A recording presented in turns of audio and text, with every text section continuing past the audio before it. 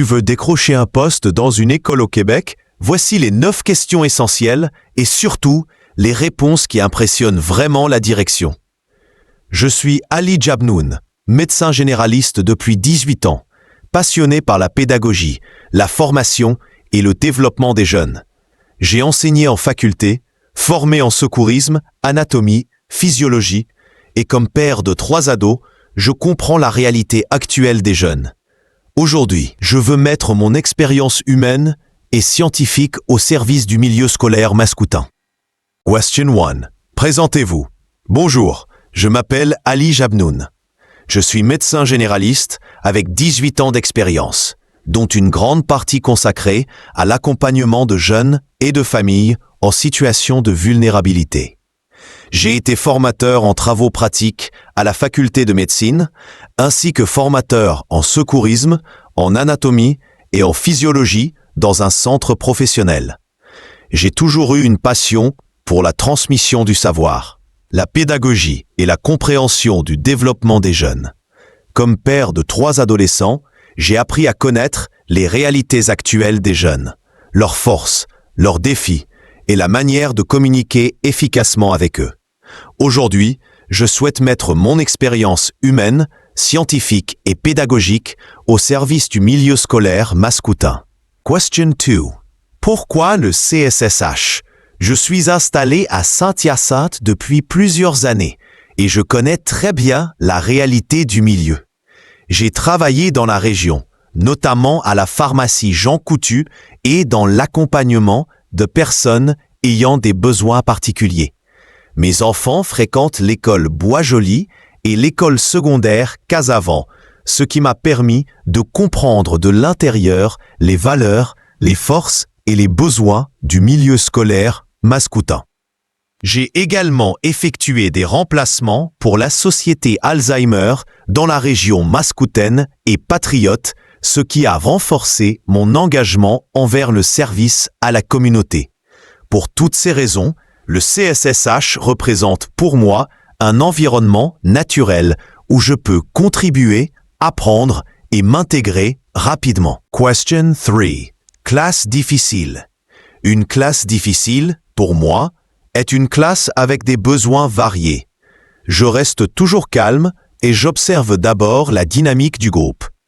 J'utilise l'intervention positive, la redirection, les consignes claires et le renforcement positif. J'applique aussi une technique que j'aime beaucoup. L'anticipation, par exemple, annoncer les transitions avant qu'elles arrivent, structurer l'espace et varier les activités pour maintenir l'attention. Mon objectif est toujours de transformer un groupe agité en un groupe fonctionnel, sans confrontation et dans le respect mutuel. Question 4. Élève qui ne comprend pas, lorsque l'élève ne comprend pas, j'identifie d'abord précisément où se situe la difficulté.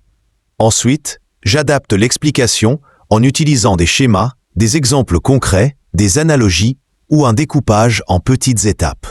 Et surtout, je vérifie la compréhension avant de continuer, en demandant à l'élève de reformuler avec ses mots. Cela me permet de m'assurer qu'il a réellement intégré la notion. Question 5. Votre plus grande force. Ma plus grande force est ma capacité à transformer des notions complexes en concepts simples, concrets et accessibles. En tant qu'homme de science, je m'assure de maîtriser l'information, puis je cherche la meilleure façon de l'expliquer, en m'adaptant au développement et aux besoins du groupe. Je suis aussi très patient, calme et structuré, ce qui permet à mes élèves de progresser dans un climat sécurisant. Question 6. Votre plus grande faiblesse. Ma plus grande faiblesse est que je viens d'un autre domaine. Donc, je n'ai pas encore toute l'expérience pédagogique propre au système scolaire québécois. Cependant, je compense par une grande capacité d'adaptation, un réel désir d'apprendre et une rigueur professionnelle que j'applique à chaque nouvelle tâche. Je suis très motivé à suivre toutes les formations offertes pour devenir un enseignant pleinement efficace. 7. Question avancée. Comment réagissez-vous si un élève vous manque de respect? Je reste toujours calme et je sépare le comportement de la personne. D'abord, j'interviens en privé pour éviter d'humilier l'élève devant le groupe. J'écoute sa version, puis j'explique clairement mes attentes et les limites à respecter. Si nécessaire, je documente l'incident et j'informe la direction selon les procédures. Pour moi, la clé est d'être cohérent, juste et respectueux, même lorsque l'élève ne l'est pas encore. Question 8. Comment gérez-vous un élève avec des besoins particuliers? Je commence par comprendre son plan d'intervention, s'il en a un, et j'observe son rythme d'apprentissage. J'adapte ma pédagogie. Plus d'exemples visuels, des consignes claires, une structure simple ou des pauses si nécessaire. Je collabore étroitement avec l'orthopédagogue et les autres intervenants du CSSSH car le travail d'équipe est essentiel. Mon objectif est toujours de respecter le rythme de l'élève tout en l'aidant à progresser. Question 9. Comment travaillez-vous avec les parents?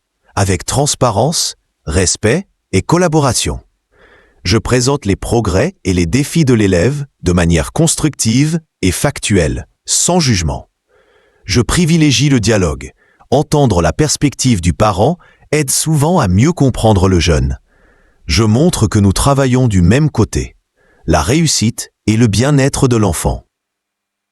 Question 10. Que faites-vous si un élève pleure, s'effondre ou vit une crise émotionnelle? Je mets en place un climat sécuritaire immédiatement. Je parle doucement et j'utilise l'écoute active. J'évalue s'il s'agit d'une crise émotionnelle normale ou d'un signe de détresse plus profonde. Selon la situation, je peux rediriger vers le TTS, technicienne en travail social, ou l'intervenante psychosociale. Je reste disponible, empathique et calme. C'est souvent la clé pour stabiliser l'émotion de l'élève. Question 11. Que faites-vous si vous sentez que la classe perd l'attention? Je change le rythme immédiatement. Je varie la méthode. Activité courte, questions rapides, exemples concrets ou petites pauses actives. J'utilise des transitions annoncées à l'avance et des activités qui reconnectent les élèves à la matière. Les jeunes apprennent mieux lorsque le rythme change régulièrement. Question 12. Comment réagissez-vous quand vous ne savez pas répondre à une question d'un élève? Je n'ai aucun problème à dire. Bonne question. Je vais vérifier et je te reviens demain. Je valorise la curiosité de l'élève et je montre que l'apprentissage est un processus continu. Pour moi, un bon enseignant n'est pas celui qui sait tout, mais celui qui sait chercher, vérifier et transmettre. Question 13. Acceptez-vous de faire de la suppléance dans différentes écoles? Oui, bien sûr. Je comprends que la suppléance demande de la flexibilité et de l'adaptation. Grâce à ma formation médicale et mon expérience d'intervention, je suis très à l'aise pour m'adapter rapidement à un nouveau groupe. Je vois la suppléance comme une excellente opportunité pour découvrir les écoles de la région et m'intégrer progressivement. Question 14. Pourquoi pensez-vous être un bon candidat, même sans diplôme canadien en enseignement? Parce que j'ai 18 ans d'expérience directe en transmission du savoir, en gestion de groupe, en communication et en accompagnement de jeunes et d'adultes. J'ai déjà enseigné en milieu universitaire et professionnel. Ma formation scientifique solide et surtout, je suis motivé, humble et très adaptable. 3 qualités essentielles pour un enseignant au Québec. Question finale. 15. Pourquoi devrions-nous vous choisir vous et pas un autre candidat? Parce que je combine 3 forces rarement réunies. 1. Une grande expérience humaine. 18 ans auprès de jeunes, familles et personnes en détresse. 2. Une rigueur scientifique. Je maîtrise la matière avant de l'enseigner. 3.